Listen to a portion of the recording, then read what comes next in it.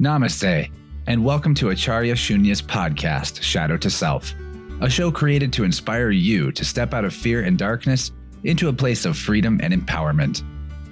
In each episode, she'll explore humanity's deepest questions about your relationship with yourself and others, illuminated by the ancient and non-dual wisdom of the Vedas, Upanishads, and Bhagavad Gita. Keep listening.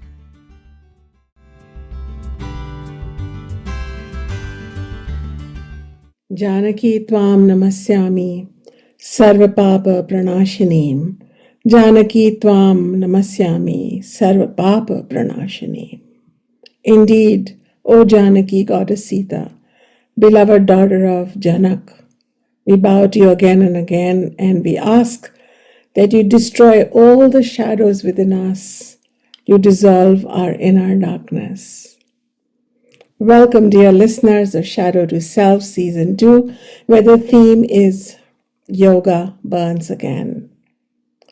Today we gather around one of the oldest surviving epics in the world, the Ramayana.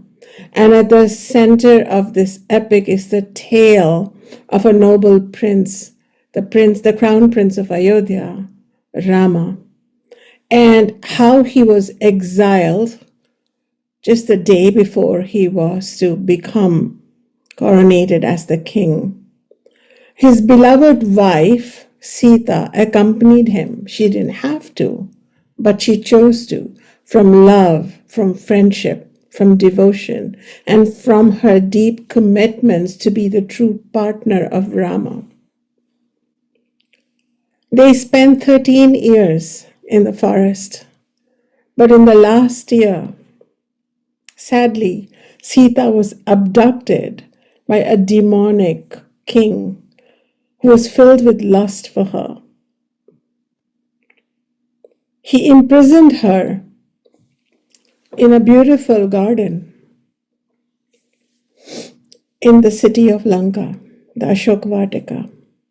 And he tried everything to woo her, to convince her, to threaten her, intimidate her so that she could be his possession. But Sita chose not weapons, not anger, not screams, but resolve to keep him at bay. And that resolve was enough. Finally, she was rescued by her husband Rama, and they all returned to Ayodhya. But before she could return to Ayodhya, she had to walk through the fire, a test of her purity, because Rama demanded it. You have lived for so many days as a possession of a demonic, lusty king who knew no Dharma. Are you the same person who left my side? Are you returning pure? And Sita willingly walked through that fire, willingly returned to Ayodhya, and all was well, and the good news spread that Sita is pregnant. But yet once again, whispers rose again of rumors, of doubts, of gossip. And Rama, more loyal to the public opinion or more sensitive to it than to his love, commitment, and security to Sita, perhaps, sent her away to the forest once more, there in exile. Sita gives birth to twins and raises them with wisdom, courage, dignity, poise as a single woman. To many of us, this episode is painful. When the boys are grown and finally reunited with their father, Sita is asked yet once again to prove her innocence, but this time she refuses. She will not return to Ayodhya.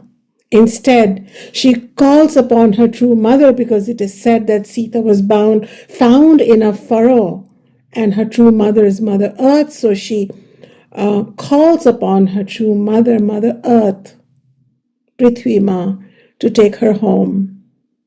And the earth opens, and she returns to where she began.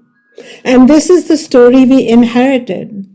And over time, it was softened, sanitized, sweetened, domesticated, patronized, and Sita has become a symbol of obedience. Sita was, in my opinion, and the opinion of a lot of people that I work with closely and discuss about the Sita, Sita was never obedient. She was simply a superconscious being. She made hard choices, not easy ones. She endured, and not out of weakness, but out of awakened strength. And her story is not just about suffering, it's about sovereignty. Her defiance of the one she loved and adored, and to say, no, I will not give that test again.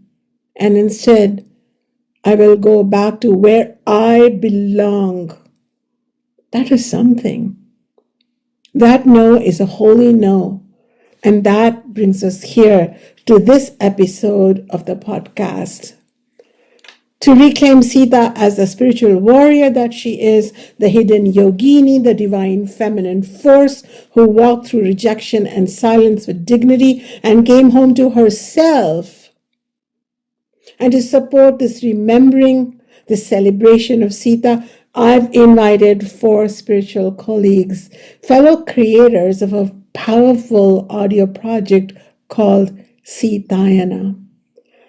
This offering, the Sitayana, brings to life 24 sacred passages of Sita's journey through the Ramayana, each one inviting us to feel, reflect, and awaken a facet of the feminine power, the feminine know within us all. And it is not a retelling, it's a re-embodiment, a way to honor the Sita, the true Sita in that story, and to see her with fresh eyes that can really appreciate the nuances of her journey and not simply rush to patronize her with the epithet of, wow, look at her, the obedient wife.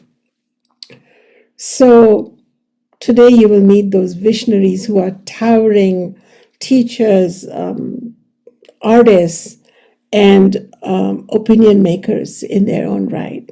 I'd like to begin with inviting a dear friend and a beautiful soul, Michael Sternfeld. He's the man behind Sitayana, who has spent decades listening deeply to the Ramayana, not just as a story, but as a living transmission. Welcome. And I'd just like to say something about you, just briefly. Michael Sternfeld is a producer behind Sitayana, and he has a background in dance and over 400 media productions to his name, including projects for the David Lynch Foundation. He brings artistry and depth to everything he touches. His complete audio production of Valmiki's Ramayana won the NEH Outstanding Project of the Year. Through his platform, Vedic Audio Knowledge, Michael brings ancient stories to modern ears with devotion and care. And I can say this to you that, Michael, it has been such a joy and such a learning experience to be able to work alongside you and the team you put together. And I feel like I'm talking and everybody wants to hear your voice, but I'm just going to point out this, that she has been a goddess who has been wrapped up in centuries of silence and patriarchal sanctity. And you not only worshipped her or revered her, but then you dared to reveal her in true light. And here you are, a man, a white man, in today's world where your position is questionable just because of the body you adorn. But I have to say that conceiving of bringing Sita forth as a central voice of the Ramayana was a great act of Vedic devotion. Thank you. And you did it. And here we are, benefiting from the fruit of all of your work and your tapasya. So please talk to us. And why did you feel it was time to tell her story? And what did you discover about your inner Sita through the process? Probably these are my two questions. Thank you, Acharya, for that beautiful welcome. And always, you frame things so beautifully, such a deep understanding that frames things in a way that people can now see the overall context. First of all, I'll say about being a male and a white male, the Ramayana is a universal. It's completely universal. And Ram and Sita, this is for all devotees or all people who cleave to this knowledge. Ram and Sita take anyone who come with a pure heart and devotion. So that's why I never think the fact that I'm white or male. Universal values of the Ramayana make it so special and why it stood the test of time. I think one great teacher once said, that which lasts longest is closest to the truth.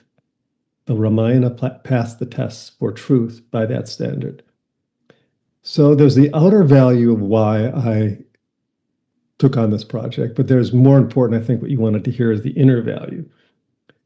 On the outer value, I've been working with the Ramayana for 30 some years now, doing multiple productions like the complete recording of the Valmiki Ramayana. When that was released, I realized 75-hour-long audio production, it's the world's longest audiobook, is too long for most people, especially these days. I needed to do these distillations. So the first one was Ram's Dharma, focusing on Ram's Dharma and leadership secrets in the Ramayana. And the second one was with Krishnadas, a collaboration on Hanuman's leap of faith. And that came out of a course that I taught on the Ramayana for the NKB ashram in Taos. I met Krishnadas through that. And of course, with him, all you have to do is suggest Hanuman, and he wanted to do it with me. And through that, I met Nina Rao, who's Krishnadas's manager and musical partner. And I'd had a thought in the back of my mind. First of all, I wanted to complete the trilogy, Ram, Hanuman, Sita. So that was inevitable.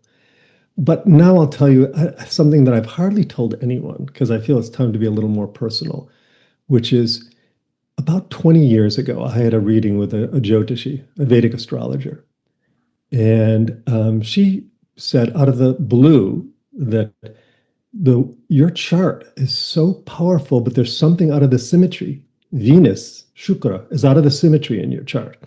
And in 20 years from now, when you go into Venus Mahadas, you will be devoting your whole life to bringing out the most nourishing, powerful values of womankind and restoring them in the center of the center. I would just keep it simple like that. I thought she was crazy. I didn't believe it. At that time, I was just Ram's Dharma, Mariyato Purushottam Ram. I couldn't conceive that that's what I would be doing. And I completely forgot this. I went into Venus Mahadasa a few years ago, and all of a sudden, I still didn't remember the prophecy. And the Ramayana, is filled with prophecies, things that happened. So I'm a living Ramayana playing out in my life. And all of a sudden, I just had this thought to do this. And then it unfolded. And then later, after we released it, I remembered the prophecy.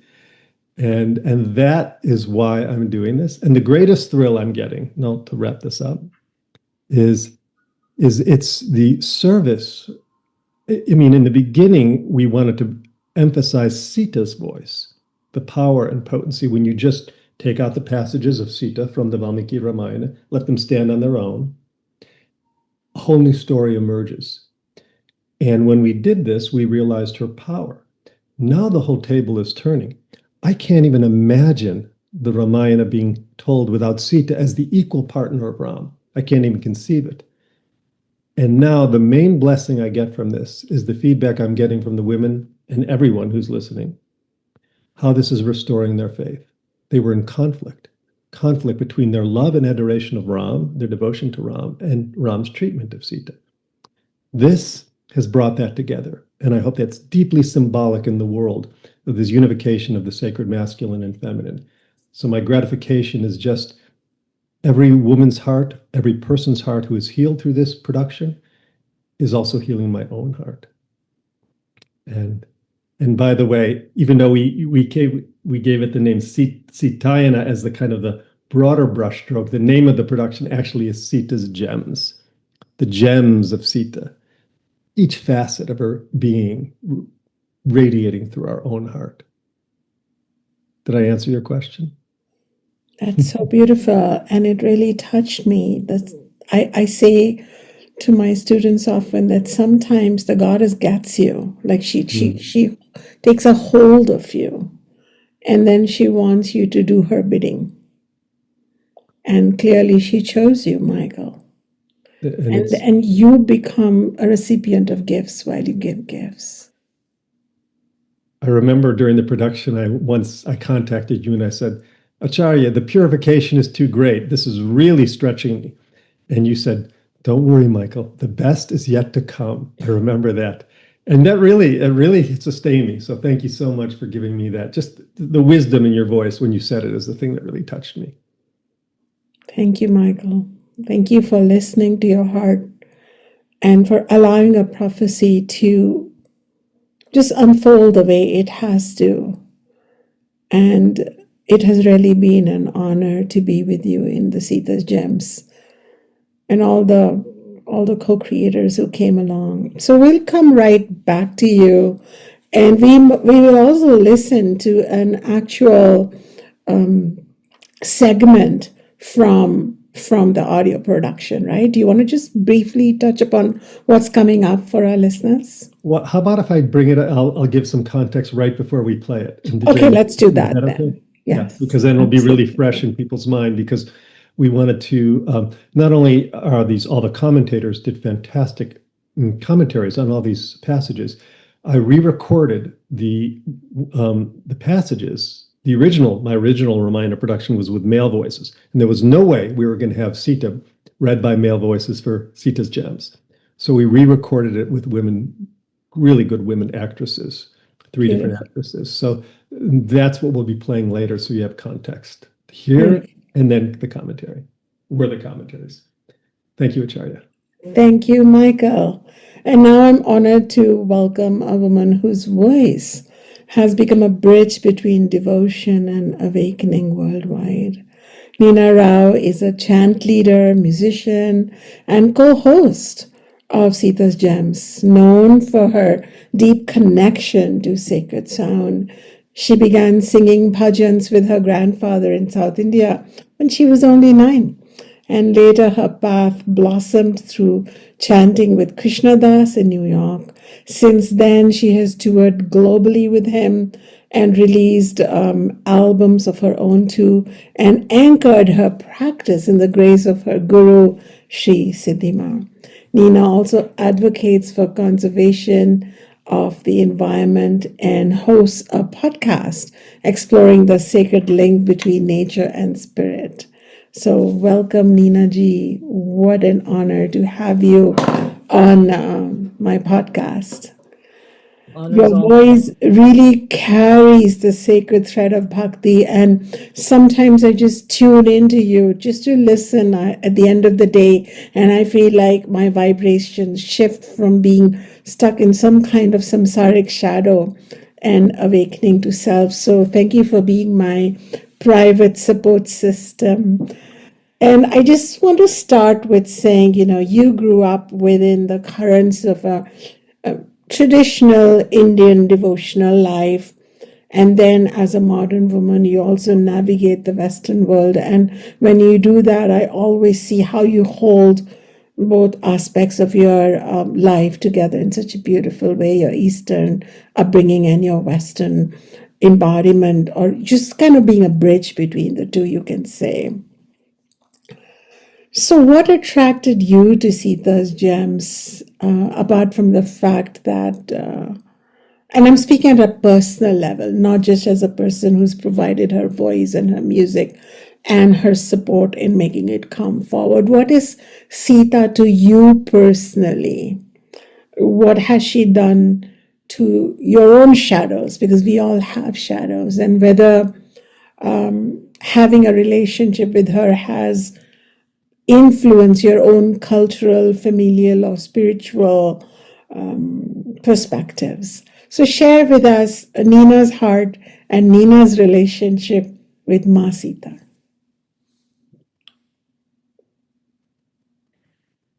That's a lot to talk about.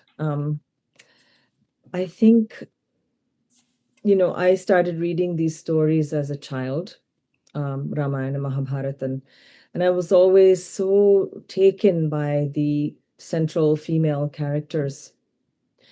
And while inside I might have felt that something wasn't sitting right with me, I wasn't able to articulate it.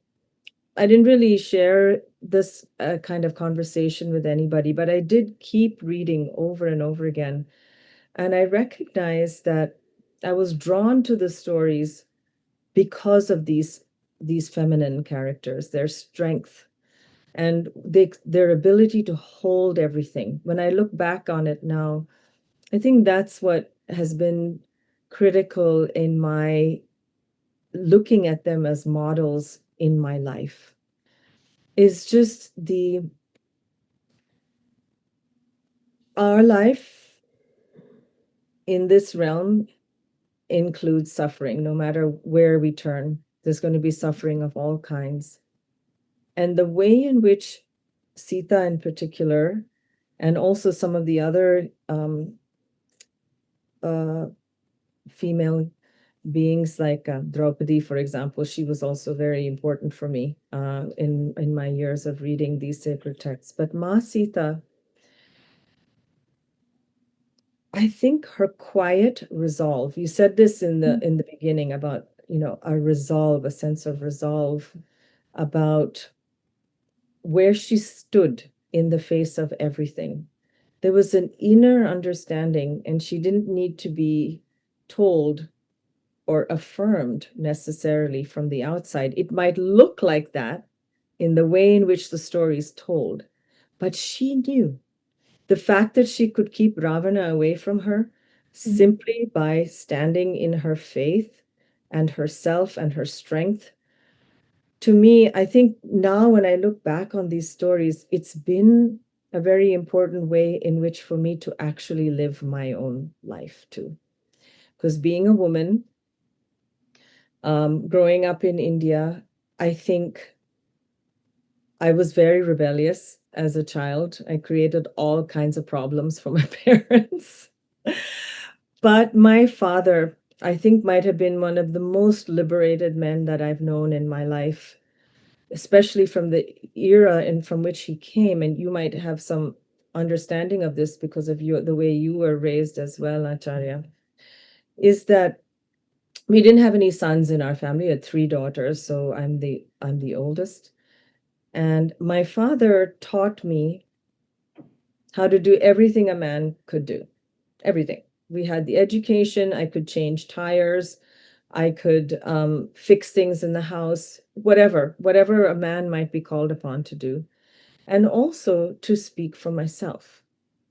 There was never a time that came where he said, well, that I would be told what to say or how to behave.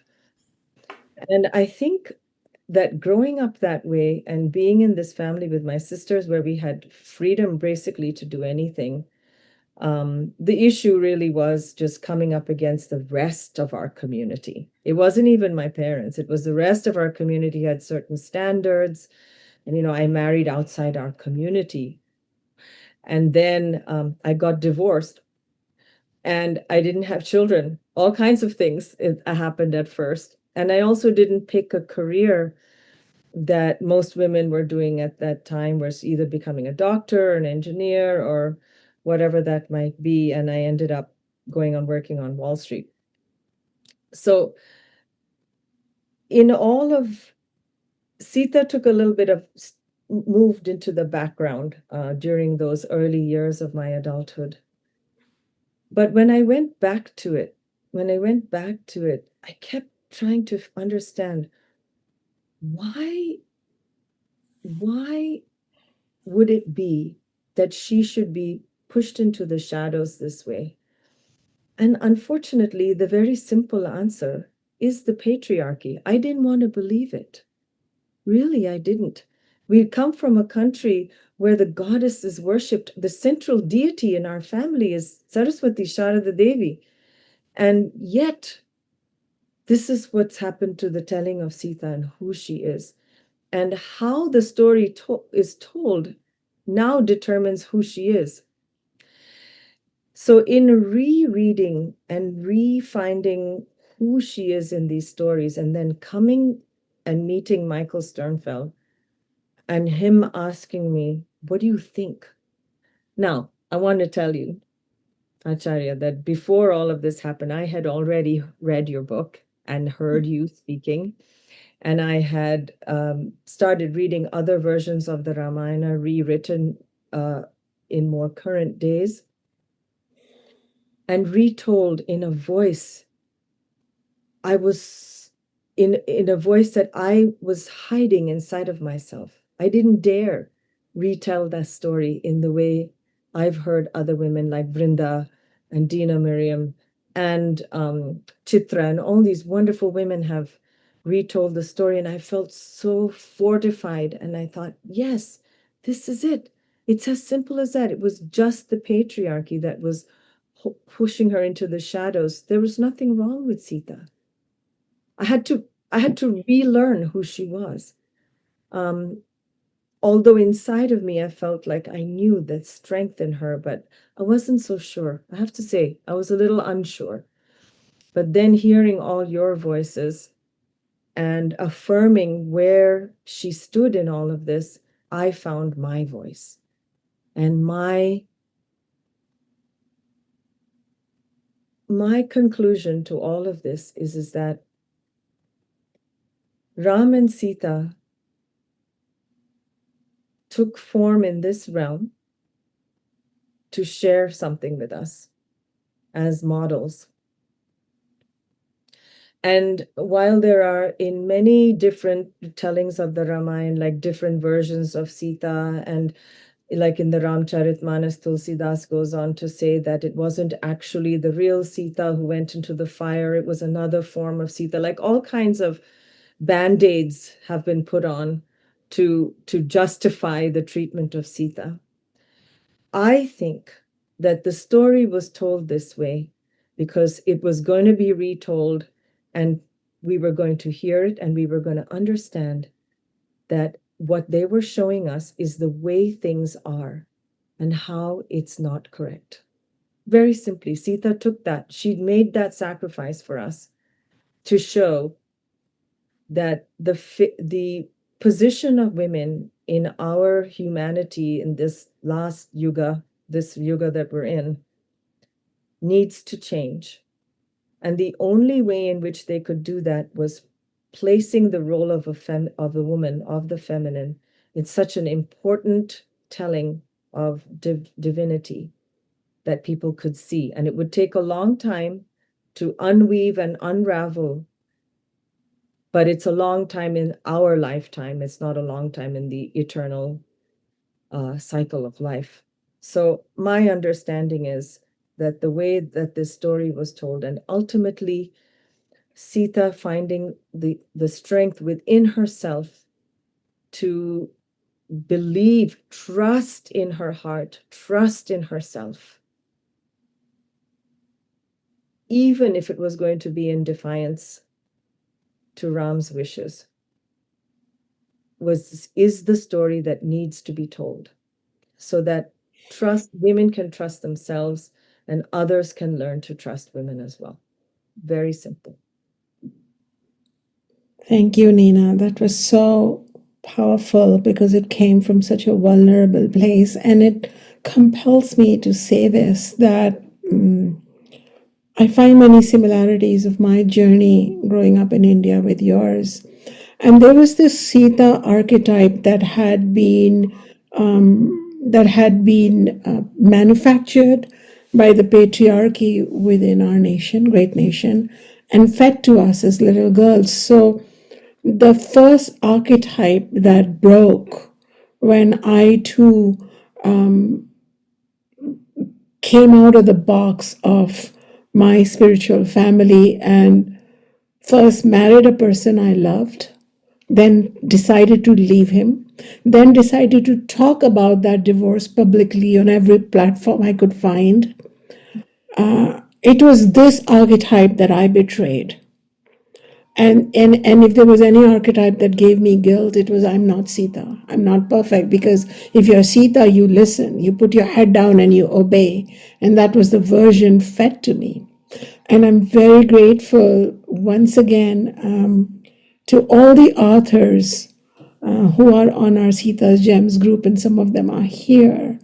Chitra ji, Mirabai ji, and so many others who wrote these powerful books. And then Roar Like a Goddess came through me almost unasked, which was kind of like the fruit on the cherry on the cake to say, yeah, you flipped the archetype. That was the wrong archetype of obedience. You're actually Sita. Acharya Shunya, you are Sita, and you've said no. And your defiance is a resolve, not an act of rebellion. And something I noticed, Nina Ji, was how she didn't speak that much, but she kind of did what she always wanted. She was told, no, it's not proper to go to the forest, stay in the palace and wait. Oh, I'm going to the forest. She went to the forest. And she could, like you mentioned, hold Ravan at a distance just through her inner fire. And then she said no to Ram. She's like, once I've given the fire test, I cooperated when I want to.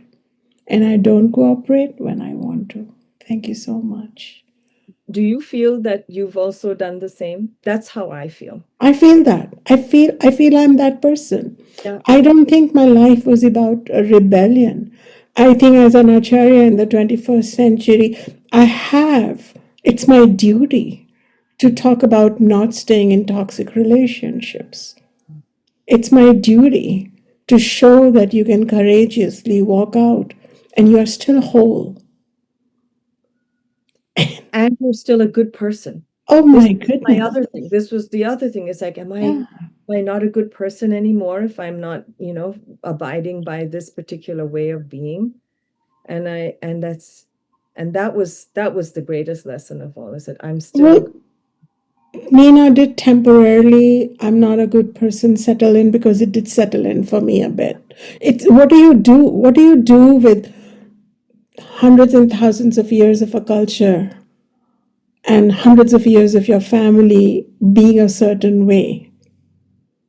It did settle in for a bit, but it is once again thanks to the voices around us who've had their own awakening. And then you and I had ours. And now we're adding to this conversation. It's really time for Sitayana. I bid all our listeners to listen to this. If this fog of I'm not good enough has kind of made its way in our hearts, Nina. It has. And it's not only in India. Not just in India. Oh, That's yes. the other thing I realized, is that it's everywhere. Everywhere. That's what I write about in Roar. Like it's like I thought I'll come to America and I'll meet all these liberated women, but we find patriarchy like an insidious virus. It's all over our globe. I mean, it's on a cellular level. So yes, to yes. rejuvenate those cells, feed them something else. Thank you so much, Nina. That was very powerful, and it brought so much healing just to me listening to you. Thank you. And me. Now I'm delighted to welcome a mystic whose words have carried seekers across traditions and into the heart of the divine feminine. Mirabai Starr is a best-selling author, translator, and interspiritual teacher. She has spent decades weaving mystical traditions into a tapestry of devotion, of working with grief, and of awakening through darkness. Her books, Wild Mercy, which mesmerized me, by the way, Caravan of No Despair, and Ordinary Mysticism, all these have become guideposts for modern seekers. In 2020, she was named one of the Watkins 100 most spiritually influential living people, and I believe she is. one of those very special peoples. And Mirabai ji, it's such an honor to have you here. And, who better than you would understand Sita's heart? Because Sita was shattered with grief. And from that grief emerged from Sita this inner strength that is centuries later echoing for all of us. You too traverse through a passage of dark grief, but at the end of it, you not only saw light, but you became a giver of light, a sharer of light for all of us. How do you experience her? Not just as a character in a Hindu epic, but as a as a as a universal presence that echoes across spiritual traditions, who you found within you. Her silence, her exile, and then her final return to earth. How does that sit with you? Her fierce dignity, yes, but then her sorrow. And what sorrow does to us, how it transmutes sometimes pain into power, the divine feminine power. I know I'm just rambling right now because I would just like to talk to you for 4 hours on this topic. Thank you, Acharya, and thanks for inviting me into this illustrious circle, which includes all of you who are listening. Your luminosity is part of what we're up to here. That's the thing about the sacred feminine. It's not about the people up on the stage. It's about the tapestry. As you said, it's about the circle. It's about beloved community, as Martin Luther King and many others call it. When we all come together in this way.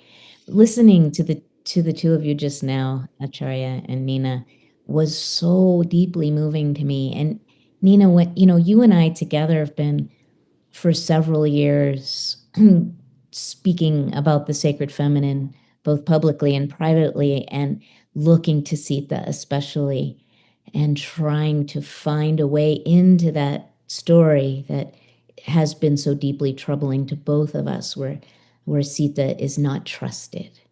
And to hear you say today that it's just taking a long time for the human community to catch up with the fact that what this epic legend is teaching us is that it was wrong, the way Sita was mistrusted and forced to prove her purity. Wrong, wrong, wrong, and we need to retell that story. And that's how I feel, Acharya, about all the spiritual traditions. There are these beautiful gems, as we've named this incredible audio production that we've done, Sita's Gems. There are gems in every spiritual tradition, and there are toxic elements in every spiritual tradition that are rooted in this patriarchal model, which doesn't, I'm not dissing men when I say patriarchy. This is something that people of all genders carry and suffer from, is these models of purification and perfection that render us all somehow wrong, and not enough, or too much, or both at the same time. And so we need to retell the stories that have suppressed the wild and tender wisdom of the feminine. And I feel like that's what we're doing together here. But when you mention my story of loss and transformation, it definitely was not one in which I experienced a great shattering loss, which I did, the death of my teenage daughter in a car accident. A big loss, and then I go through the fire, and then I emerge transformed, or as you beautifully said, transmuted, the alchemy of grief, that it remakes us. It turns the lead into something golden.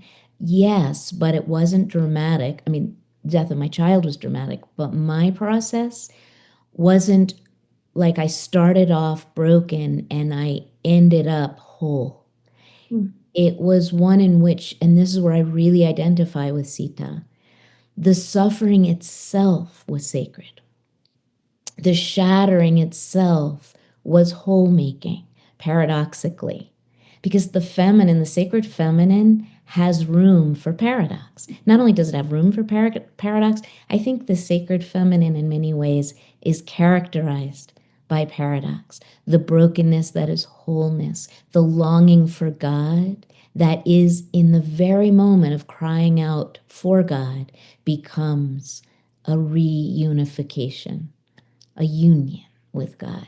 And so for me, the Sita story, as my own story of grief, represents the cry of our souls for God, the really maybe illusion of separation from God, and the deep yearning, that wellspring of yearning for union, that in the very expression, the cry of longing, as Rumi calls it in the Mathnawi, the great epic poem of Mevlana Jalaluddin Rumi, the Persian Sufi poet, the cry of the soul becomes the answering response of love from the divine. And so Sita's cry for Ram was Ram's cry for Sita, and that energy of yearning reunited Ram and Sita, which reunified, I feel reunifies, because it's a living reality, the masculine and feminine aspects of the Godhead that are seemingly sundered, but in our longing for union are reunified. And Hanumanji is the energy of that reunification, the miraculous bridge that is built not from power, yay, I'm going to charge forth and save the day, but from our very forgetting of our power, which is what happened to Hanuman, right? He forgot that he could do anything. And his humility and his devotion built the bridge to Lanka and rescued Sita from exile. And I could give you examples across the spiritual traditions of exile and return from exile, this story of longing and reunification, of the divine marriage of masculine and feminine. But I think I've spoken enough. Thank you. What beautiful words, Mirabaiji. And thank you for bringing Hanuman into our discussion. And for seeing him as that bridge. And would you feel, and we have Hanuman's Leap of Faith audiobook from Michael that people can go to come closer to him. But would you feel that, I know you're a deep devotee of Hanuman, that Hanuman brings you close to the heart of Sita? Yeah, I mean, I grew up not like you two, Acharya and Nina, in India, but I grew up very close to Indian culture and spiritual traditions at the Lama Foundation, which is where us created Be Here Now in the late 60s with the Lama community. I was a child in the early 70s when I met Ram Dass and was exposed to this epic legend of the Ramayana and to Hanuman and to the other characters, Sita and Ram and Lakshman. And so in many ways, my spiritual consciousness was formed around this epic, this metaphor. And Hanuman, for me, when I was a child, the image of Hanuman tearing open his heart and Sita and Ram are dwelling in the center of his torn open heart. That's the story of my life. And I think of many of our lives, that when our hearts are shattered, we find dwelling within us the object of our heart's deepest longing. Yeah. And that union of Ram and Sita through Hanuman's deep devotion and deep grief. The heart torn open isn't just something we do on a Sunday afternoon picnic when everything's fine. That heart, I mean, in the story, he was proving his devotion, but the tearing open of the heart is something that we all experience at different times in our lives. It's almost like a co-creative dance with the divine. Like, as long as I'm going to be experiencing this sorrow, this loss, whatever it may be, I am going to show up and I'm going to participate in opening my heart. What Stephen Levine, a dear friend of mine, a late great spiritual teacher of grief and loss and death and dying, very close associate of Ram Dass, called keeping your heart open in hell. And that's what I endeavor to do when times get difficult. I wonder, Mirabai ji, and we're going to play that recording later, her last words before she entered the earth. And if my memory supports me here, she says that may Mother Earth open up if I have been steadfast in my love and devotion of Rama.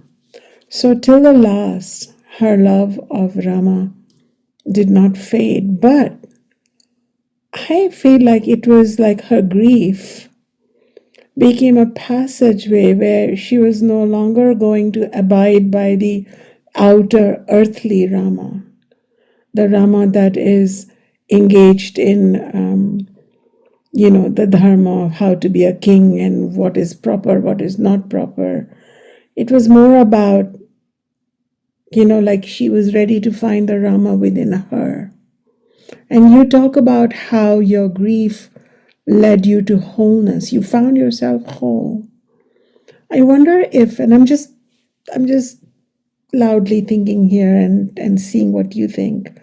Sometimes I wonder, and these thoughts arose as you were speaking, if her journey back to earth from manifest to non-manifestation, where she's no longer amongst us, was like she chose the deeper realm of devotion from the outer engaging, holding, going back to a city, a town, a house, a bedroom, to really choosing herself with a capital S, where Ram dwells. Yeah, that's beautiful. My favorite mystics across the spiritual traditions are the ones who talk back to God, who question the rebels, the rebel women who say, yes, I love you with all my heart. And what? Are you kidding me? No, that's not okay with me.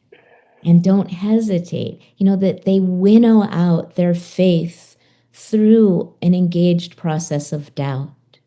And I feel like that is what Sita was up to all along, and especially at the end, that she was, as you say, she was peeling, well, you didn't say peeling away the layers of the false Rama, to find the real Ram. But that's, I think, what you're referring to there. And I was. And that's profound. yes. And in all of Sita's reckoning with her circumstances, there was never an abstraction, like, I'm going to just meditate my way up and out of this situation and merge with the formless divine. It was always deeply embodied. In that Ashoka grove, she was there was the blossoming bough, and every time she had an experience of sorrow, of pain, it was compared in some way to nature. There were all of these nature metaphors in the Sitayana, of quivering winds and elephant trunks, and everything that Sita goes through is drenched in embodied metaphors. And so the passageway to transformation is not through transcendence for Sita, it is through deep embodiment. It's not through pretending everything's going to be okay. It's through acknowledging the full truth and contours of her actual experience of grief and suffering. And it's not just embodied, it's also intellectual. She questions her situation from every possible angle and teaches us how to do that deep engagement with truth. It's a very Jewish metaphor from my ancestral tradition of wrestling and grappling, not just allowing and giving in. It's not blind faith. It's a very powerful, engaged faith that Sita demonstrates for all of us. Thank you so much, Mirabaiji.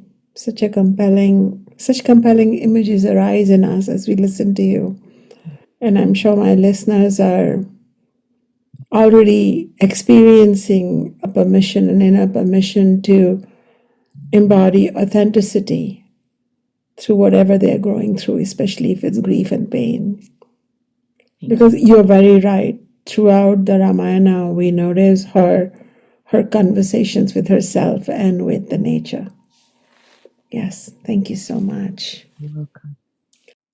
Now I'm honored to welcome an author whose pen has restored the voices of mythic women with truth and tenderness.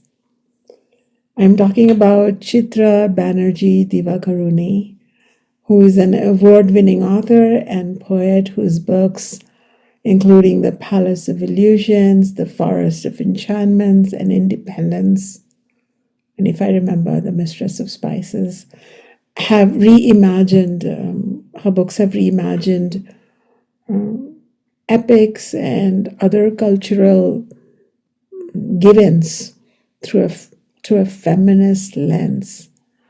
Her work, translated into 30 languages, centers women's inner lives across myth, across history, and across contemporary life and modernity.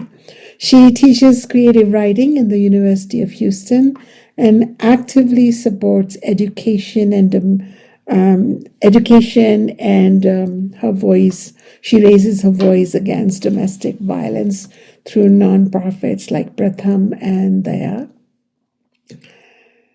And I just want to share that when I had just arrived in this country, Chitraji, 30 years ago, probably it was the third day of my being in this country, the family that was hosting me said, "Oh, you come from a literary scholarly background.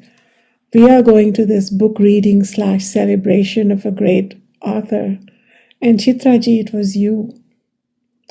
And unknown to you, I was sitting in the audience and I was enthralled by your book reading. And I think that was The Mistress of the Spices. And then there was an acting out of that, some scene from your book.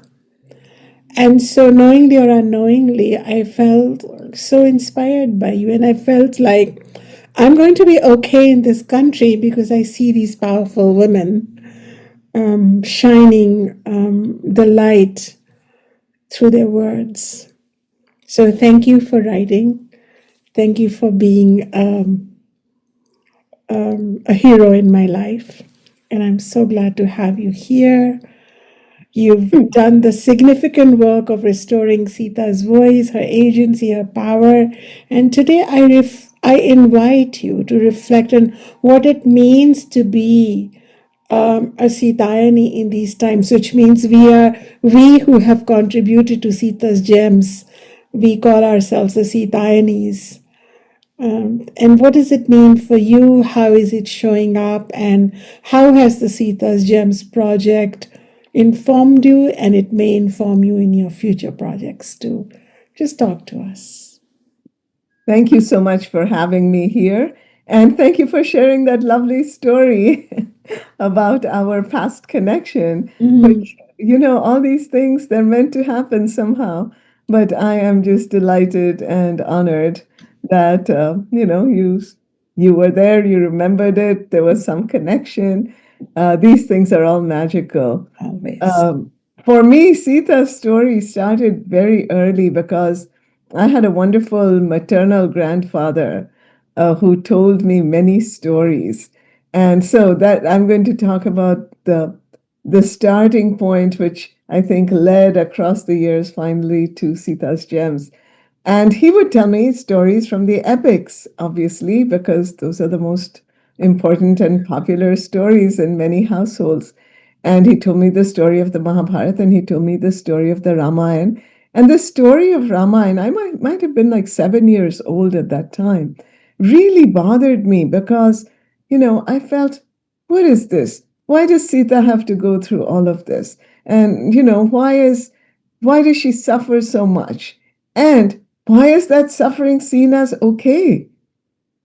Right? Why are we being told, be like Sita, which decode meant put up with whatever happens to you. Don't make any waves, just be the giving, loving, supportive person, no matter what the cost is to you. And then at the end, when nothing else works, you just exit the story. And I said, okay, something's not right. And at that point, of course, I had no idea I would become a writer. In fact, that happened many years later after I came to this country. But that seed was sown. And then it continued, bothering me as I went into women's activism. Okay, no matter what is done to you, I work in the field of domestic violence. And no matter what the husband does or the people in the household do to you, if you are a good woman, you put up with it for the sake of the family. And, that's your life. You deal with it. Sita dealt with it, didn't she? And as I reread the many versions of the Ramayana, I felt, wait, where did we go wrong? Because in the original, she doesn't do that. Okay? But in the picturizations, in the movies, all the things that stay more in the public imagination, she is portrayed in that way. So I began to feel this great need that with the blessing of the divine, because I truly, truly believe that every word that comes to me is a blessing of the divine, for which I cannot take any credit. I'm going to retell Sita's story. But let's face it, I was scared to do it because that's, people have such strong feelings about that epic. And as time went on, it seemed like people were having stronger feelings about the epic and about Ram's sanctity. And, it was also an inner conflict because I loved Ram in so many ways. But there was something that wasn't fitting. So I had to think about it, but I had to write a lot of books. I had to write books based in contemporary times. And then I ventured into the Mahabharata and wrote The Palace of Illusions from Draupadee's viewpoint. I had to do a lot of thinking about many similar issues, but there was a difference. At the end of the day, Draupadi was human like us. And therefore, she could question and she could quote unquote behave badly, and that was okay. And what was I going to do? It took me a lot of inner thinking, meditation, and then finally, I have to share this story with you about how the universe gives us messages. I was thinking of writing this story. I was doing research, but there was something holding me back. And this woman came and said, you know what? I went to Sri Lanka and I went to the Sita temple, which I believe is one of the very few Sita temples all over the world. And she said, I brought you Sita's blessing, this kumkum. And she gave me this vermilion powder, which I have now placed in my altar and it stays there. And I said, okay, maybe Sita wants me to be the vehicle through which she will tell her story. And so the Forest of Enchantments is in her voice. And all the speakers today have pointed to so many things that I considered important and tried to put in the story, that she is the agent of her own destiny in as far as anyone can be agents of our destiny. She is the one who decides to go to the forest. I mean, Ram is telling her, please stay. I mean, everyone's telling her, please stay in the palace. And she's like, no, I love you. I will go with you. I am your helpmate. I am your ardhangini. I am your half, and I will go with you. And as people have pointed out, her strength is so great that Ravan, although he abducts her, really cannot harm her. In fact, treats her with, in many of the Ramayans that I research, treats her with great respect.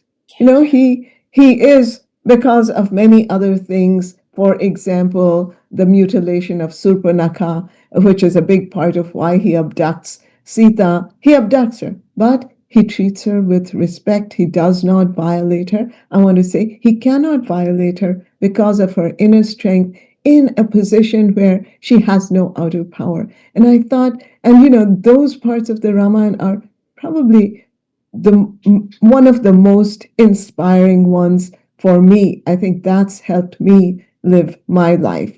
When everything outside is breaking down, what do you do? Well, I'm like, WWSD, what would Sita do? And then, I call on my inner Sita. And the other part of Sita that I love is that she has human feelings, but she doesn't waste her energy on unnecessary and useless emotions.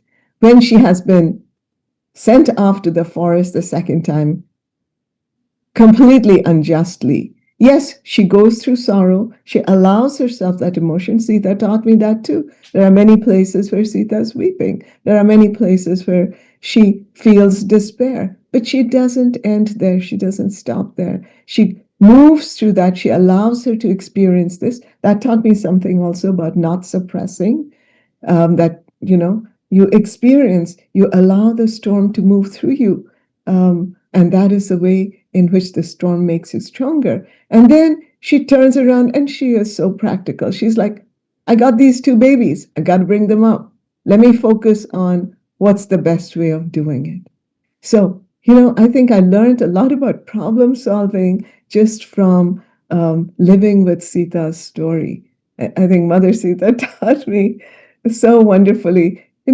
One of the first, possibly the first, like single mother in our literature, bringing up children with such great love, teaching us the lesson that she teaches her sons all the good things, and she never badmouths her husband. I think I learned so much from her, just practically on the practical level.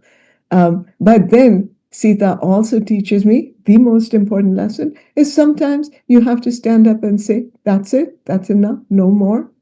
And, I have lived a dharmic life. I've lived according to my values. And what you're asking for me now, even if all of society says that that's what should be done, if my inner compass says, no, I will not do it. What strength! Without anger, okay? Without negativity. She's just strong in herself. She doesn't need to depend on those external expressions of disagreement. She is strong, and I think she's such a role model. And, in the Forest of Enchantments, where I asked Mother Sita, I said, what were the things that you didn't say in the Ramayana that you want me to say? And she says, I'm doing this for all the generations of women to come, my daughters, Sita's daughters. I really feel I'm one of Sita's daughters. She's just affected my life and continues to affect my life in so many wonderful ways. Resistance in the most positive, most spiritual, strongest way, pulling on that divine core within each of us. Jai Sita. Thank you, Chitradi. That was so beautiful, so real. And, you said, be Sita. And especially the women folk around me, they would say in Hindi to me, Sita bano, be Sita. And we had to pluck out of the cultural basket what it means to be Sita. And I remember when I got married for the first time and I had something to offer. I had some ideas that were not acceptable. I was taken aside and counseled and said, be like Sita, be seen, not heard. So it's like, zip up your mouth. In a very polite way, I was counseled to rise in my spiritual karma. And I'm wondering, because you are an author, I'm an author. Probably all of us here are authors, audio and word-based authors. Like we gave through the Sita's Gems audiobook, Chitraji, her voice back, so that people know that she was not just seen as an accompaniment. She had a voice. And for example, in your retelling of the Sita, you asked her, what do you want for your daughters to know? And she teaches us. Probably would you agree that the biggest work we can do now is to restore this illusion that Ramayana is that her voice is marginal, that it's not, and so it's not important. Sometimes fewer words spoken are the real words that we need to hear. All the rest is noise. And so I thank you for writing your book. I thank you for writing all your books. And I thank you for sharing from such deep, vulnerable place how you too were brought up with this completely distorted version of Sita and you had to look for her. And I hear you about the fear because it's real. Because we're messing with people's long held beliefs, but really what we're doing is interrupting patriarchy. So, what do you want to say about this, about the homage to her words, and by writing these books and preparing these audiobooks? I think today more than ever, we need this. We need the message of Sita's Gems, which puts Sita in the center. Right. And I think Sita's Gems brings out some wonderful things. But first, I must go on an aside to say how much I love Hanuman and how big a part of the forest of enchantments Hanuman becomes, because of all the relationships that Sita has. I think the sweetest one is with Hanuman, who is completely accepting of her. She is his mother. She is his, dearly beloved mother, and he will do anything for her. And I think what was really interesting for me, apart from just that sweetness, being a mother, I was really invested in that. She's the one he can joke with sometimes, right? When she's feeding him much later and he's just eating up stuff before she can get him more. And just in many, many places, he is the one who comes in her hour of deepest darkness. And he is the one who really, this is part of the Sita's Gems passage that I read out and I commented on, is he says, "Mother, this is terrible. Why are you putting up with this? Sit on my back. I'm going to take you back right now. Let's just cut through all of this." And she says, "No, because Ram is the one who needs to come and rescue me." I had that feeling as I was reading the Ramayana that really Sita is the embodiment of the goddess. She could have found her own way out of Lanka. I really think she could have. And if not, at no other point, here's Hanuman saying, "Come on, let's go, Mom. Let's go back home." And she's like, "No, because I would like it to be Ram's glory." So look at the maturity over there. Look at that maturity in being willing to show other people's greatness, and yet knowing fully well who you are. Sita never loses sight of who she is. Okay. And I think that's a lesson for us.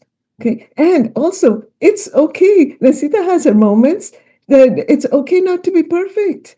All right. Yes, we women, deep down, we are perfect because we are the embodiments of the goddess, but it's okay to show some anger, to ask for things that are illogical. Bring me that golden deer. It's okay, because what is this that we are being taught? As a woman, you have to be perfect. You cannot have any problems. You cannot have any issues. That's just not human. Even the gods in our pantheon are not like that. But we as women today in the world, especially in the culture that I come from, that's expected of us. And as a result, what happens? Our heroines have to be whitewashed. Well, I strongly believe that the power of Sita, A, should not be whitewashed, and B, really, if you look at her, cannot be whitewashed. Her power is right there in her story. We're just looking away. I want to say one more thing, which is, sadly, I think as we've moved more and more into contemporary times, this wrong viewing, this patriarchal viewing of Sita has become stronger in many parts of the world, in many parts of our communities. And we need to be aware of that. And we need to, really, what shall I say, illuminate her true greatness. And also to remember, as Sita always did, the greatness of Sita does not depend on putting down Ram. That is not the project of Sita's Gems or my writing or any of your writings about the goddess or about Sita. Sita's greatness is a thing in itself, complete, 100%. Sita's greatness is complete in itself. It's not a comparison. It is not a competition. It is wholeness, and it's an indication. The entire Ramayana is an example for us humans, and her story, her circumstances, like all of us, and how she thrives, and how she is real through all of this, is our lesson. And thank you so much, Chitraji. This is beautiful. You simply speak the truth, and you don't make a defense for her. You don't plead for her. You just say it like it is, and you lay the agenda for us. And I hope more and more people read your writings on Sita. Thank you so much. Thank you. I'm learning so much just from listening to everybody. It is. It is. It is a great Quite an blessing. assembly here. We're very, very fortunate. And I think our listeners would be just delighted to discover more about Sita after this conversation. Chitraji, you said we have to be alert and we have to do our part, and here we are doing our part. So that makes me feel good. So we're going to change the way we have been talking. And I have been mainly discussing one-on-one with each one of our guests, but now we will pivot. And those of you who are watching the video version of this episode, we are now going to be in gallery mode so you can see all of us. And we will be playing an audio clip.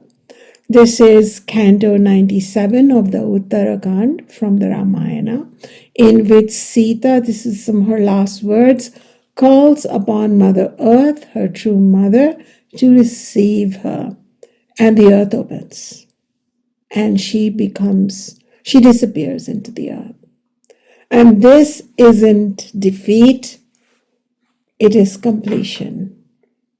It is a moment when a woman who has walked through every fire, externally and internally, finally chooses home, to come back to what is her territory.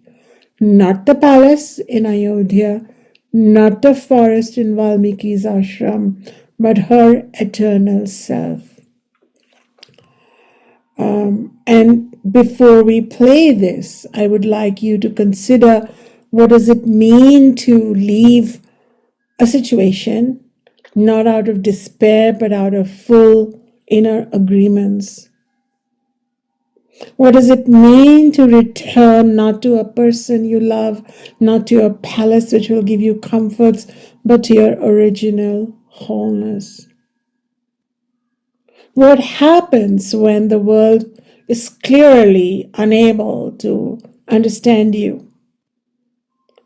Because is it enough that you understand yourself?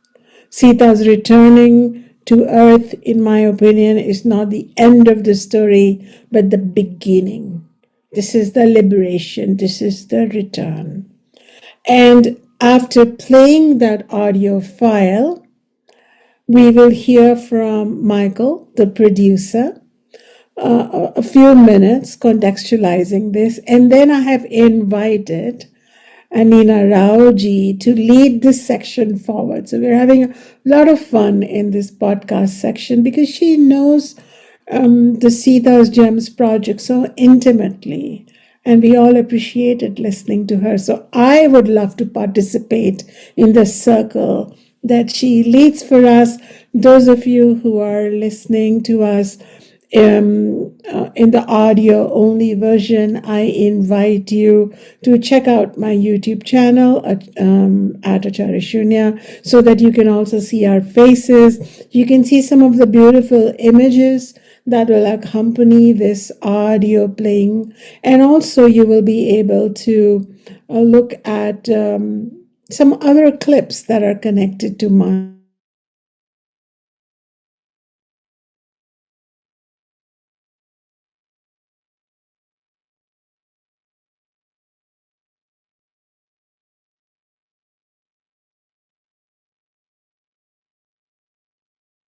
Now, let us sit back, close our eyes, and simply listen to these beautiful words. Acharya, can I give just a little interjection here on setting up the scene, or would you rather I Okay, do so then I will re-speak something, and then Okay. I'll invite you, okay? Okay. Also, by the way, it's good because you broke up there for a moment, and I don't know if that was captured properly. Okay.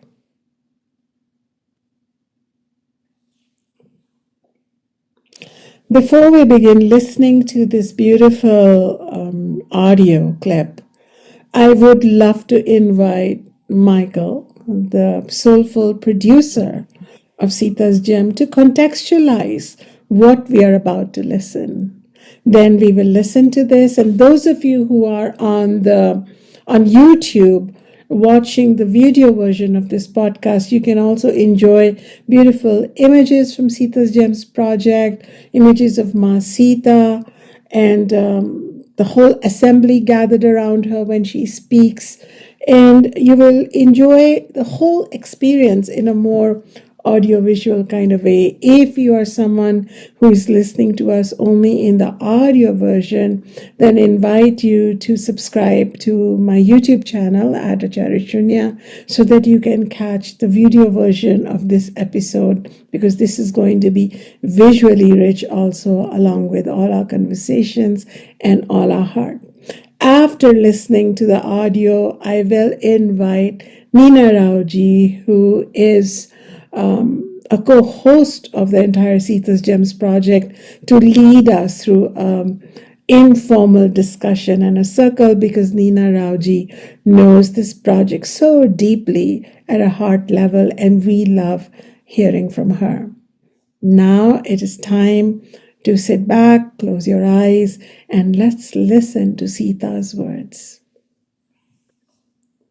And as we dive into listening to this passage from the Valmiki Ramayana, the original unabridged text of Valmiki Ramayana moves very slowly.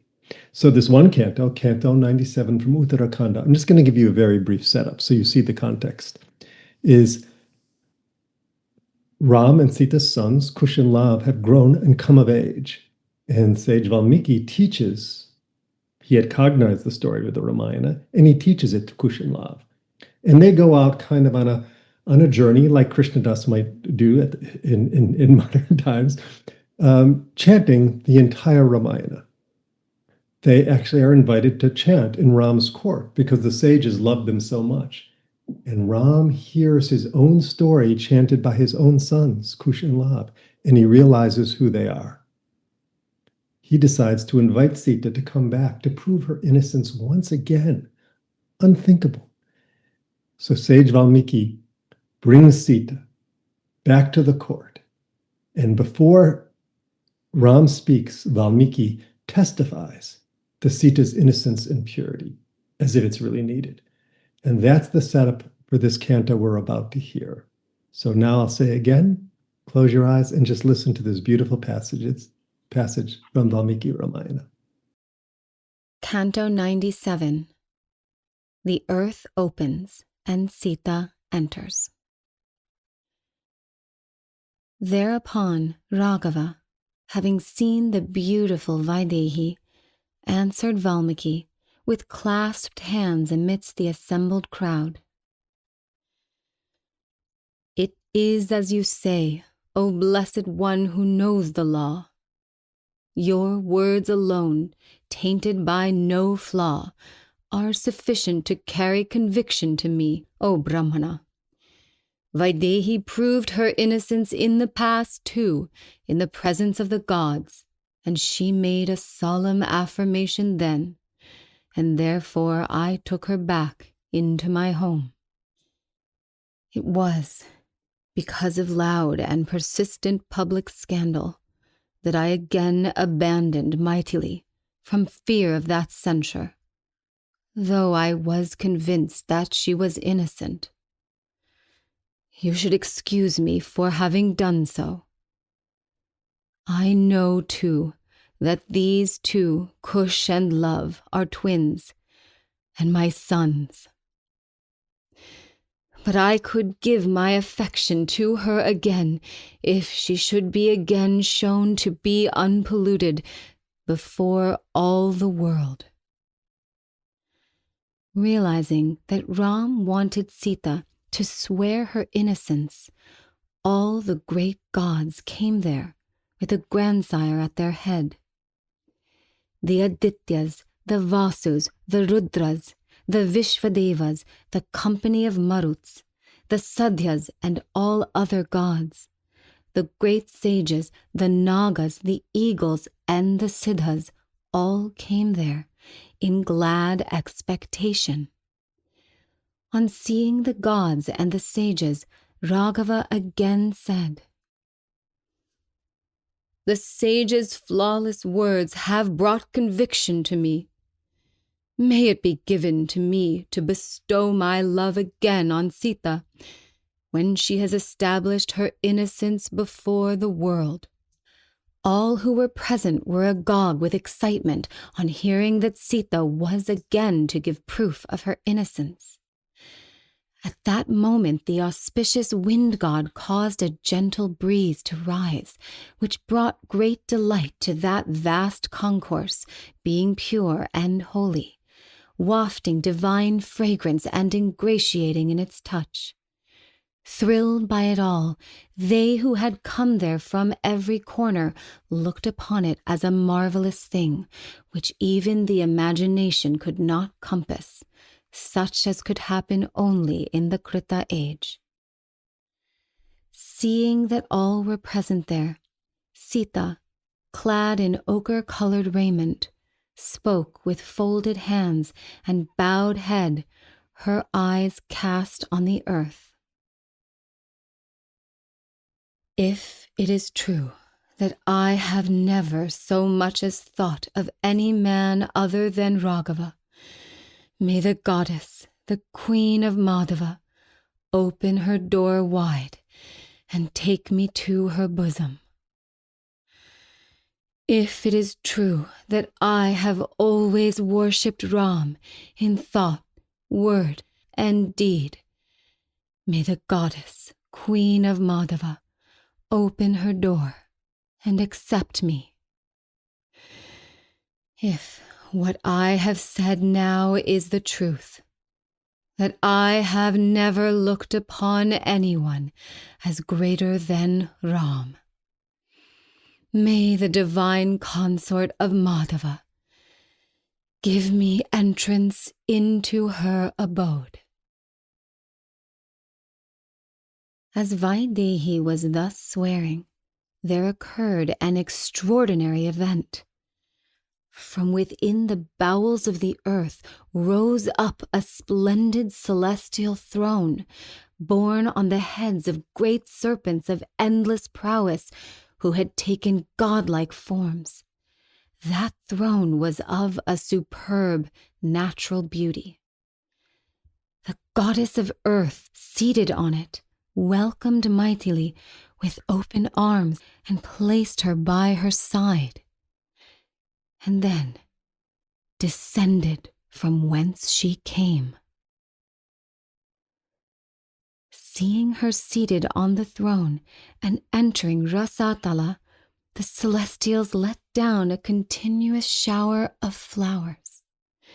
Simultaneously rose shouts of applause from the gods who said, "Well done, Sita! What could be more fitting to one whose character is so noble?" These and many other such words were uttered by the rejoicing gods who thronged the upper air as they saw Sita enter the earth. And all the sages in the sacrificial hall and the great kings could not refrain from expressing their amazement. All creatures, moving and non-moving on the earth and in the upper air, Danavas with their gigantic bodies and the rulers of the serpents in the netherworld were likewise affected. Some shouted joyously, some were plunged in thought. Some looked at Ram with winkless eyes, and some, thinking of Sita, were stunned into bewilderment. It was Sita's entry into the earth that caused these sensations in their minds. For an hour, all the world seemed to be held spellbound in solemn wonder.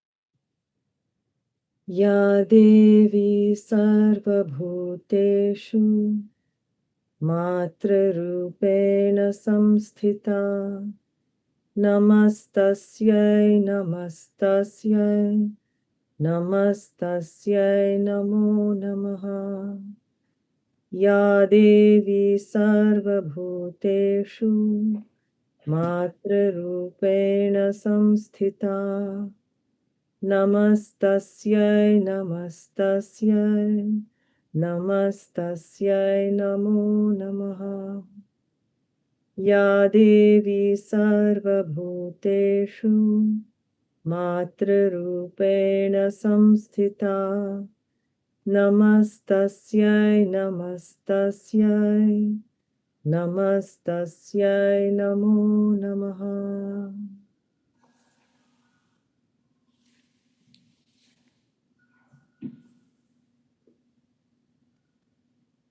So as I was listening to that passage, these lines came to me from a section of the Chandi Path describing the goddess in all her many forms. And we've been talking about, like Chitra pointed out also, she has human qualities as well, Sita Devi, as do we, and as does the goddess.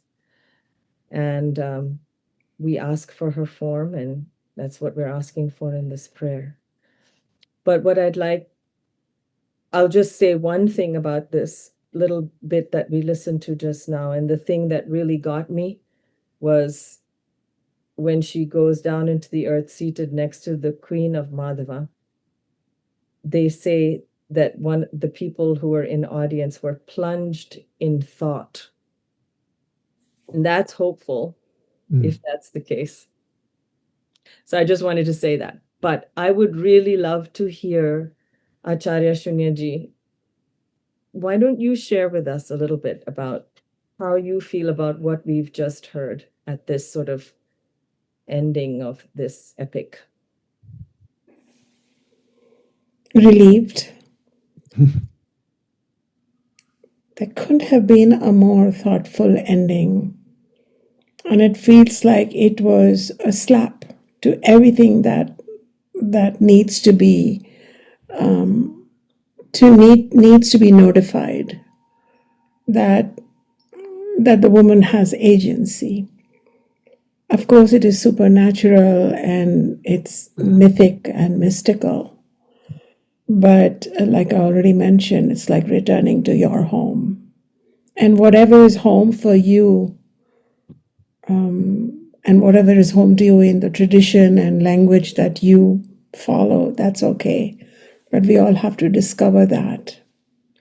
But it's a great catch, Nina ji, that line, and some were plunged in thought, and probably we are the descendants of those thinkers, because we continue to think and churn and draw inspiration, ideas, and guidance from it.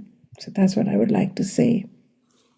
Yeah, and let's talk to everyone. Yeah.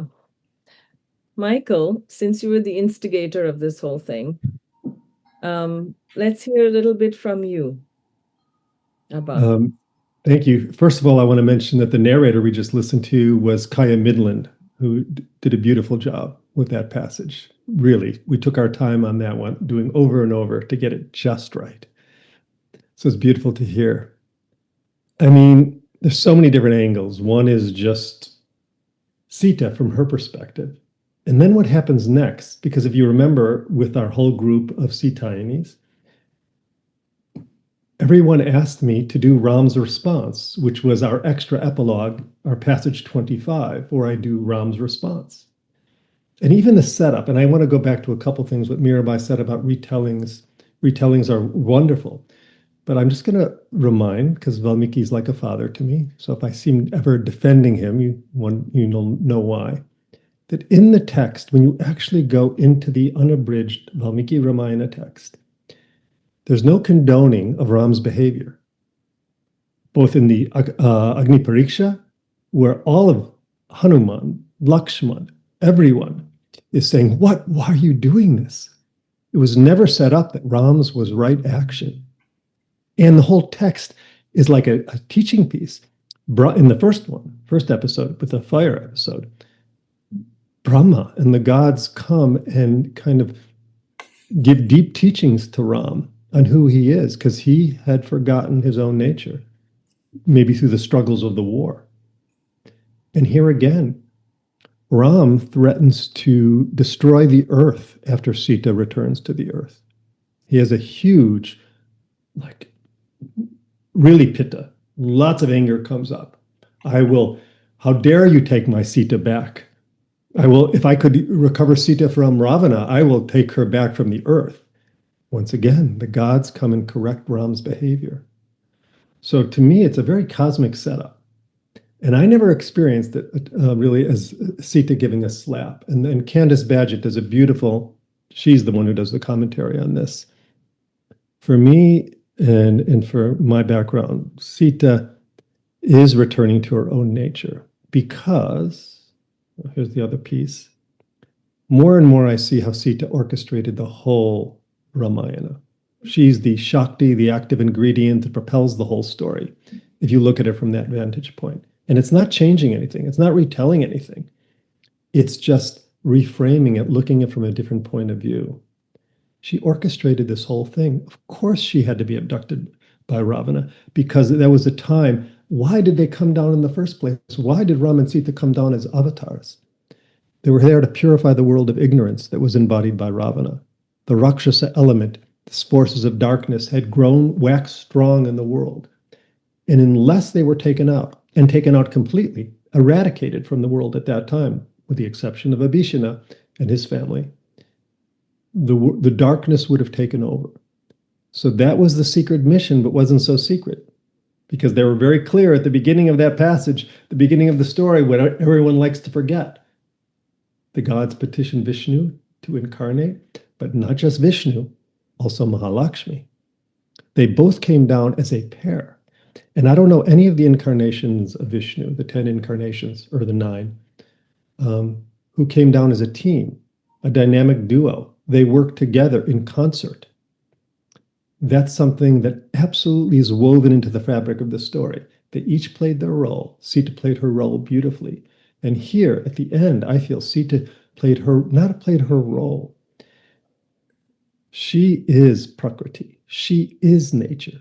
She just returned from whence she came, because that brings, and this is the value of Uttarakanda.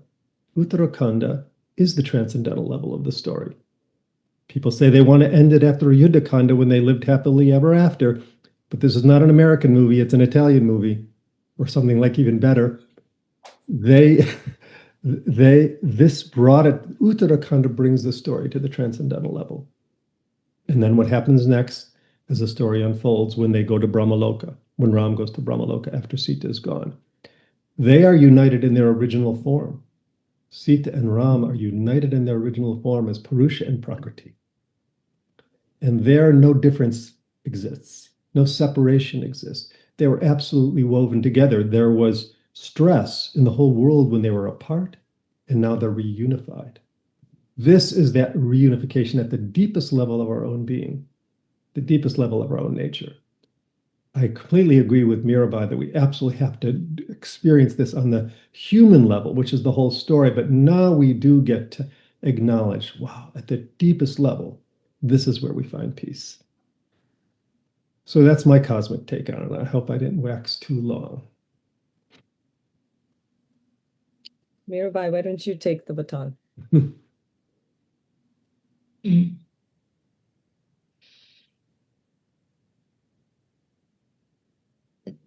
The merging, the melding of form and formlessness is important across the spiritual traditions, that all the creation stories, all the cosmologies begin with some kind of big bang, where the formless poured itself into a dense substance, and it was so radiant that there was an explosion, and out of the explosion came the multiplicity.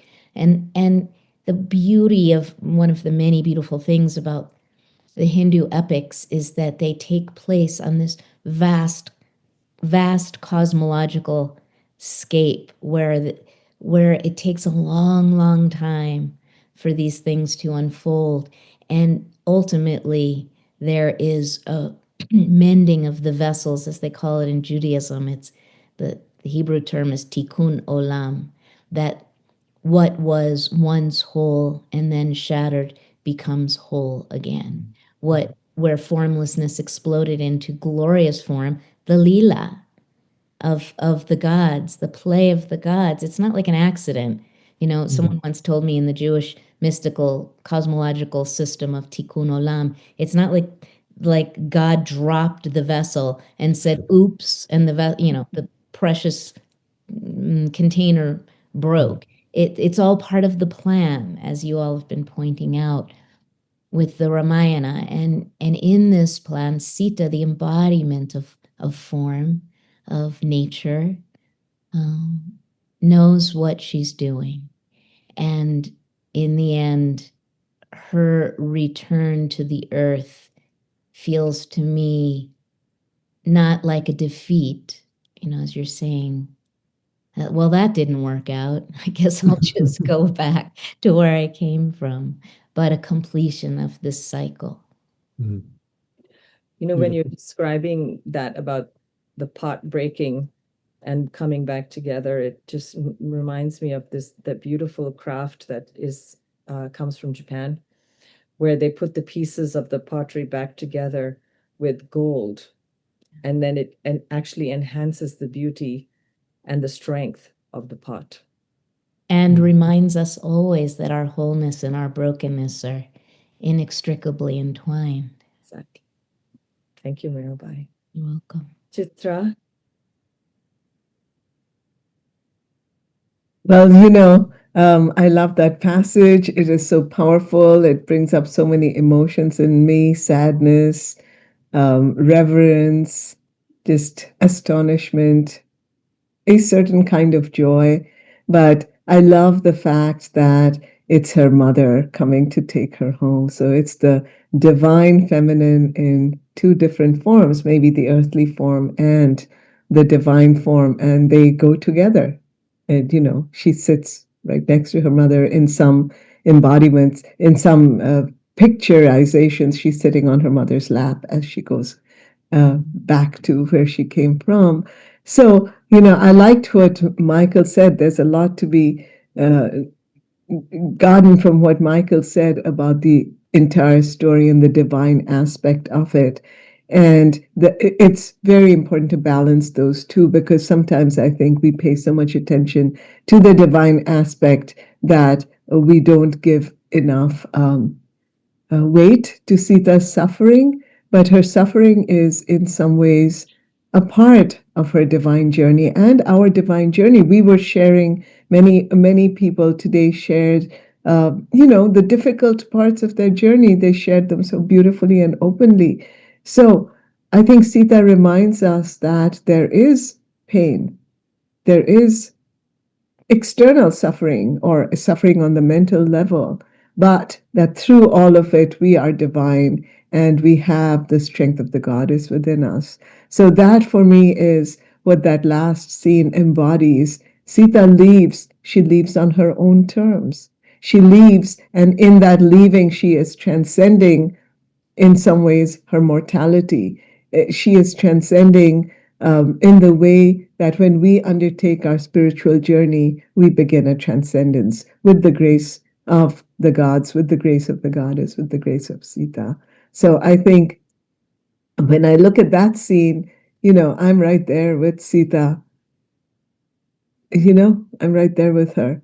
And ultimately, that final passage is a mystical passage. I could try to talk about it, but it's beyond words. Once Sita enters that chariot, she doesn't say anything else. She doesn't need to. Yeah. I mean, for me, when Acharya, when you said that you felt relief when you hear that passage,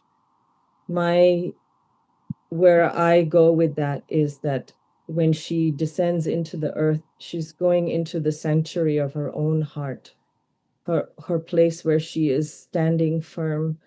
She recognizes who she is, and she shows who she is in making that decision, and then she is in the protection of the Great Mother. So I want to, Acharya, can I ask you one question because of the way you've named this series of programs? It's called Shadow to Self. Is that right? Yes. Okay. So I'd like to ask you, because you know about these things. In this Devi Stuti, there's one line here that says, Ya Devi Sarva Bhuteshu Chaya Rupena Samsthita.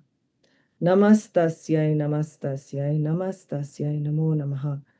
The way in which it's translated in this text that I'm looking at, it says, I bow again and again in reverence to the goddess who is present in all beings as the shadow of the real being. How would you say? What would you say? This is the beauty of worshipping Shakti and trying to understand her. A lot of traditions have put everything bright and light in the godly sphere. And to explain what is in the shadow, we had to conceive of the polar opposite of God, a demon or demonic or evil. So we had to separate the good and the evil. And then we were asked as seekers or aspirers for God to only walk the narrow good path. In the beautiful Shakta tradition or beautiful teachings around Devi Mahatma, etc., we notice, and this is a non-dual perspective operating. What if the lovely and the ugly, the good and the bad, the wanted and the unwanted, the dharmic and the shameful, what if this is all God? What if this is God as in the great omniscient dimension? What if this is Brahman, the ultimate reality, and Goddess is Brahman?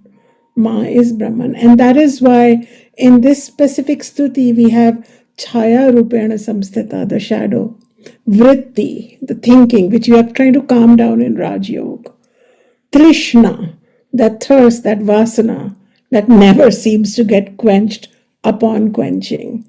And so what this did to me, this specific Suti was, and I'm going to tie it up with what Mirabai ji also said about the rebel, bhaktas. I make the goddess responsible for all those aspects of me which I'm not necessarily proud of. And I often tell her, and Mirabai ji, you should listen to the way I talk to her. I'm like, this is your problem. If I'm stupid, half of it is you.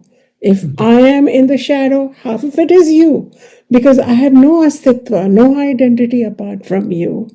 And so when I chant this, it actually allows me to give everything to her, everything.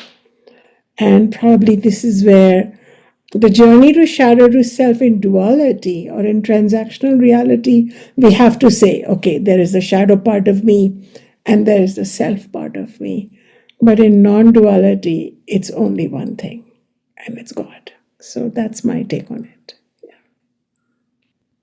It just identifies the whole of Sita's being for me when I see those words. So, and what I was saying earlier is her ability to hold everything is what really inspires me, and without realizing, she has been the guiding force through my life.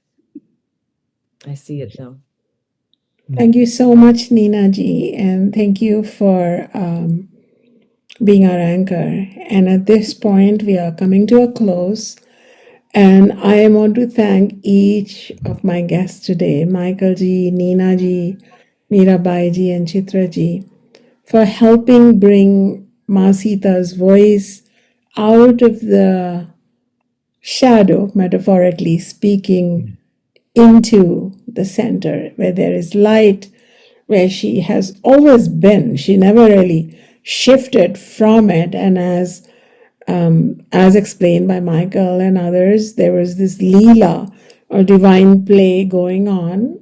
And as Chitraji and I also believe strongly that in the divine play, we also see a human existential issue and we see a choice. And metaphorically, she chose to say no and choose herself, the greater self, for whatever that means for her in that story. So, thank you, dear listener, for walking with us from shadow to self through the forest of all kinds of trials and tribulations we face, ultimately towards spiritual freedom. And I invite you to check out sitasgems.com. I invite you to rate and review this episode. Up till now, for the last 3 years, we have received all 5-star reviews, and I want to thank you for your love and your kindness and for your enthusiastic listening. I do encourage you to share this episode and also leave your comments, because that would give us more fuel for recording more such intense conversations around Sita. May her courage live in each one of us. May her dignity echo in us. And may her choosing herself, which is everyone's self, the divine self, awaken a greater journey within us. Until next time, I am Acharya Shunya, and this is Shadow to Self.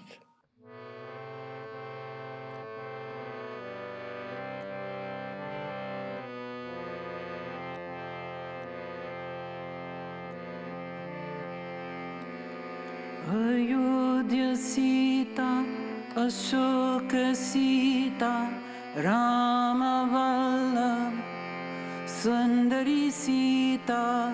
Ayodhya Sita, Ashoka Sita, Rama Vallabh, Sundari Sita.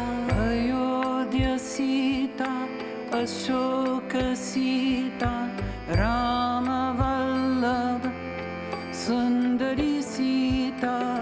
Ayodhya Sita, Ashoka Sita, Rama Vallabh, Sundari Sita. Sitaram,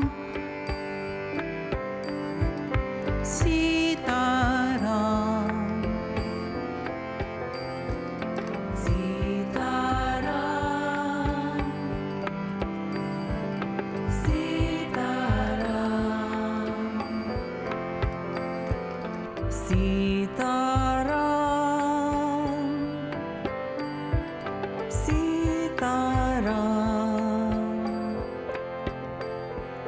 Sitaram, Sitaram.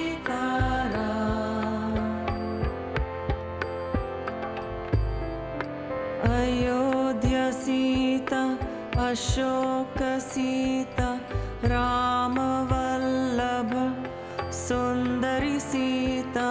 Ayodhya Sita, Ashoka Sita, Rama Vallabha, Sundari Sita. Ayodhya Sita, Ashoka Sita, Rama Vallabha, Sundari Sita. Ayodhya Sita, Ashoka Sita, Rama Vallabha, Sundari Sita. Sitaram, Sitaram, Sitaram, Sitaram, Sitaram,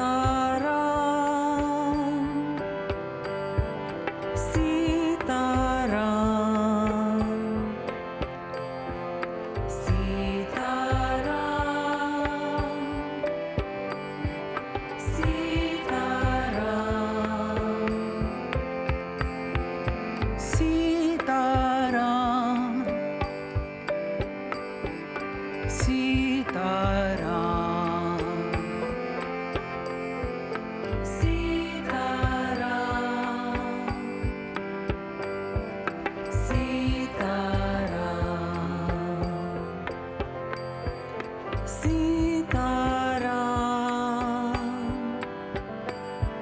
Sitaram, Sitaram,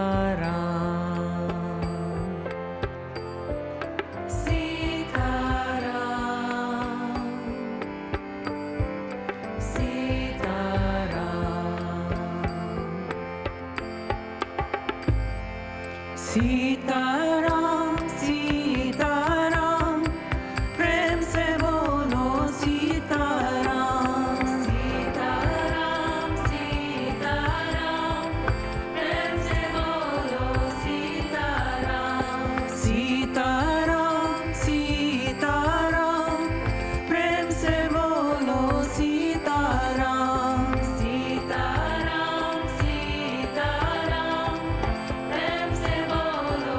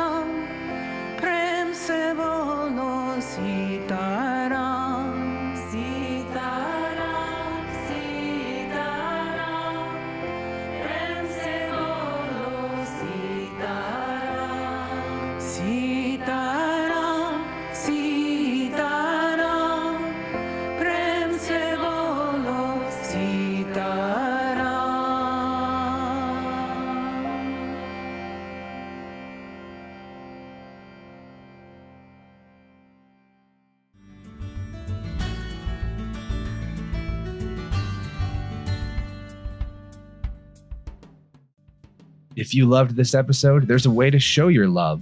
Just go to acharyashunya.com and make a donation to support the production of this podcast. You can also rate, review, and share this episode with others, live on YouTube every month. Browse her online wisdom school for her latest course offerings, and thanks for listening.